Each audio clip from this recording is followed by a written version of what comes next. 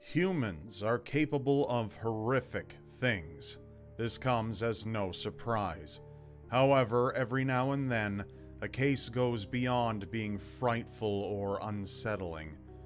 Sometimes a case is so grim and dark that it makes you wish you never knew it truly happened at all.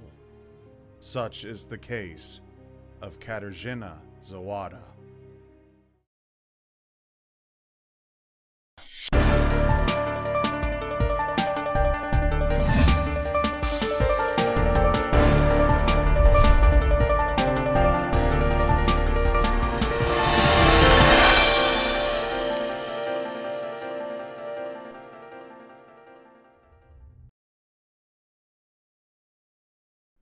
Katarzyna in English is Catherine, so that's what she will be referred to as in this video.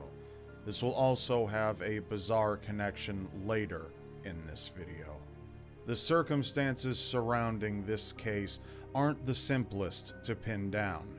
Despite its grave circumstances, it hasn't been a story that's reached out across international media outlets the way many murders of this caliber do, for reasons unknown. This is some of the information that could be found. It occurred in Kraków, Poland in 1998. A 23-year-old girl named Katarzyna Zawada was supposed to arrive at a doctor's office for an appointment. Catherine had been having issues in life, including suffering from severe depression. In university, her mind was changing a lot, and she couldn't quite find a proper fit for what she wanted to study. She had changed her focus to religious studies, but was moving to leave that behind as well, when suddenly, she vanished, sometime around November 12th, the day she didn't show up for her appointment. However, Catherine wouldn't remain missing for long, but the outcome was more horrifying than anyone was prepared to expect. Around 2 months later, in January, a man was boating down a river not far from where Catherine called home, when his boat suddenly started having issues. Moving to the back of the boat, the man inspected his propeller and saw something pale and amorphous caught in it. So he reached down and struggled to try and get whatever it was free. That's when the blob of white shifted, and the man noticed an ear. Surely shocked, the man contacted authorities. It wasn't a body that got caught on his propeller, however, not exactly. It was Katarzyna Zawada's flesh. She had been precisely skinned, with some parts missing, such as the limbs and her nipples. The discovery was mortifying. When police examined the flesh, they were able to see areas where it was sewn together as if to be worn as a suit. This led authorities to believe that they were dealing with a killer inspired by the 1991 movie Silence of the Lambs, where a character known as Buffalo Bill skins his female victims to make a suit that he can wear. This is where another bizarre connection is made. Catherine is also the name of the girl Buffalo Bill has in the pit in his home that he's planning on skinning as part of his suit in the movie. Whether this is a coincidence or not is unknown. The police determined that the skin suit had been in the river for around 2 weeks, and when they searched the river, they were also able to recover a leg. As for the rest of Catherine's body, it was missing, and it's remained missing to this day. There wasn't a single trace anywhere that could have even hinted at a location of her body. Not long after Catherine's murder, authorities got a hit on something, a case that was particularly morbid, much like Catherine's. A man by the name of Vladimir, who lived in the general area, had murdered his father. As if that wasn't bad enough, he went on to skin his father's head. According to Polish sources, he wore his own father's skin over his own head to fool his grandfather, who had poor eyesight.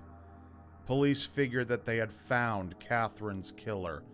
Vladimir not only committed a crime on par with the one committed on Catherine, but he also went to the same school that she did around the same time, but the exact time frame is unknown. However, he refused to admit to murdering Catherine, and after further investigation, it was shown that Vladimir actually hadn't murdered her. His act was separate, and the similarities, as unbelievable as it sounds, were coincidental.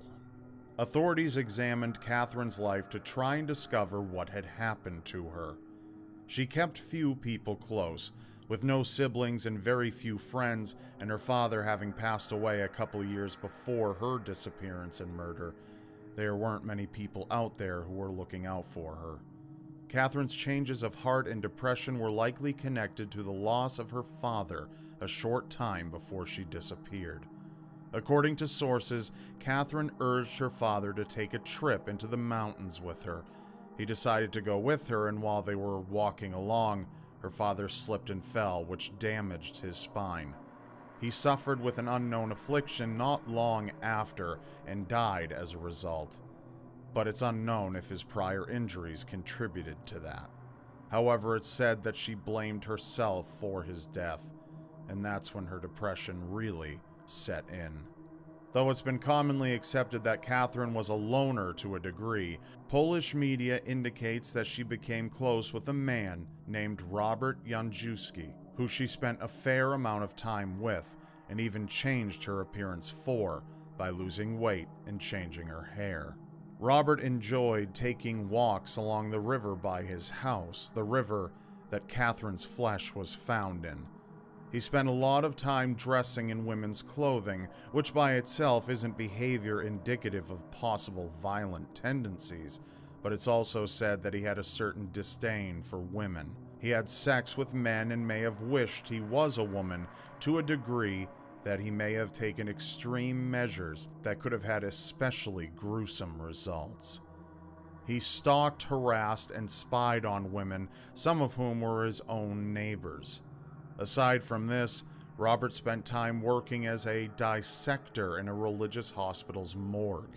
He also worked for the Institute of Zoology, where he dealt with skinning animals. On top of this, he was also abusing and killing animals.